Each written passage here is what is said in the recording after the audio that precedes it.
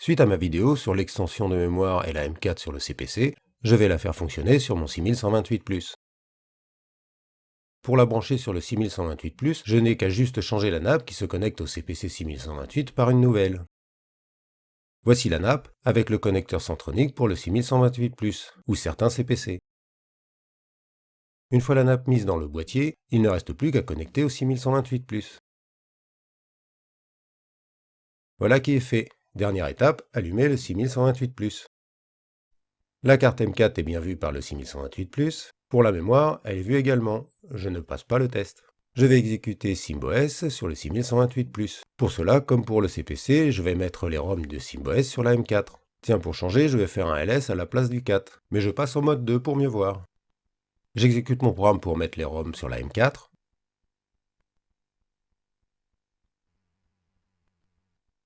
Je reset la M4. J'ai bien les ROM de SymboS. Plus qu'à le lancer.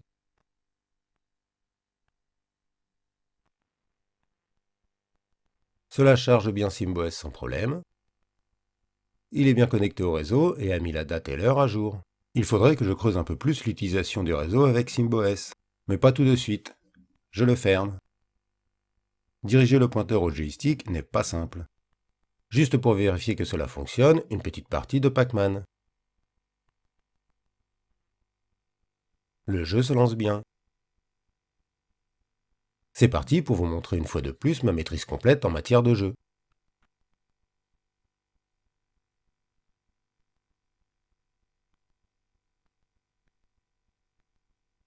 Voilà, c'est fait.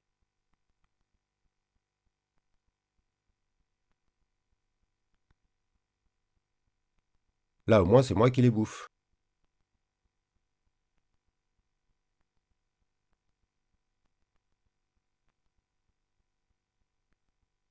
Bon, voilà.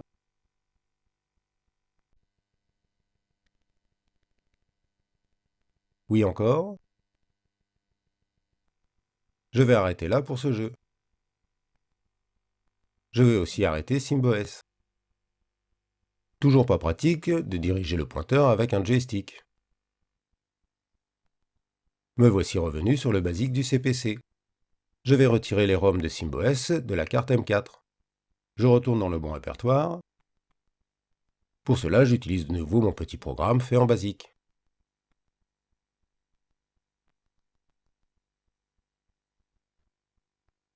Je reset la M4.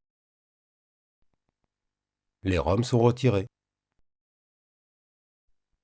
Bien sûr, comme je suis sur un 6128+, l'intérêt est de pouvoir utiliser les DSK de jeux prévus pour le plus. Je vais juste tester un jeu rapidement. Je vais prendre Cybernoid 2 en version plus. Faut juste que je trouve ce qui le lance.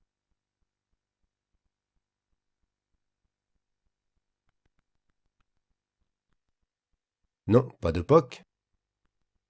L'écran de présentation est bien.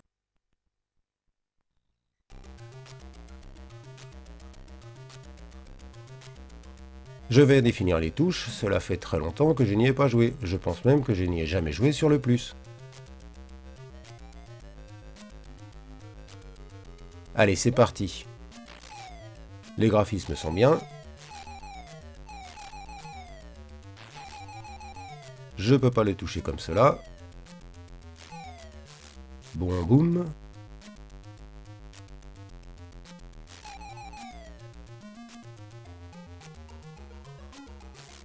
Ah, encore. Bon, je ne sais déjà pas comment passer au bout de quelques secondes de jeu.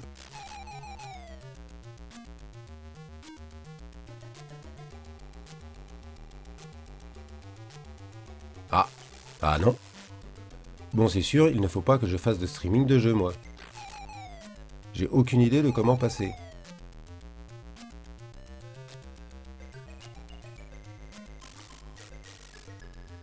Voilà, je vous ai au moins fait voir le début de ce jeu. Mais pour en voir plus, il faudra chercher une autre vidéo que la mienne. Je vais passer à autre chose du coup.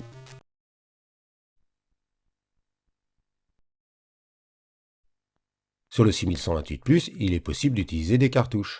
La M4 permet de les utiliser virtuellement. Pour cela, il faut passer par l'interface web, c'est plus simple. Il suffit de se mettre dans la partie ROM de l'interface web, puis simplement charger un fichier CPR, de cliquer sur Upload, la cartouche est chargée, de cliquer sur Start Card, le 6128 a démarré sur la cartouche. Et c'est parti pour jouer. C'est un jeu que je maîtrise un peu plus tout de même.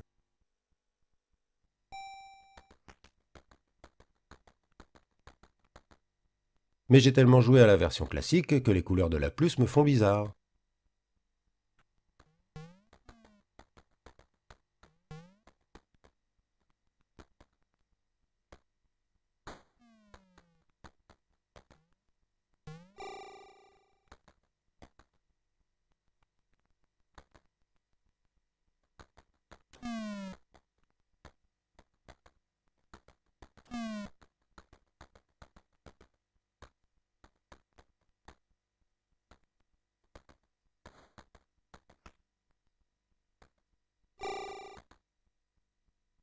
Je vais couper un peu.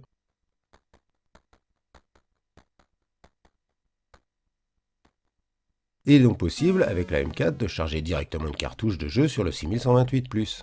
Un reset de la M4 et on revient sur le basique.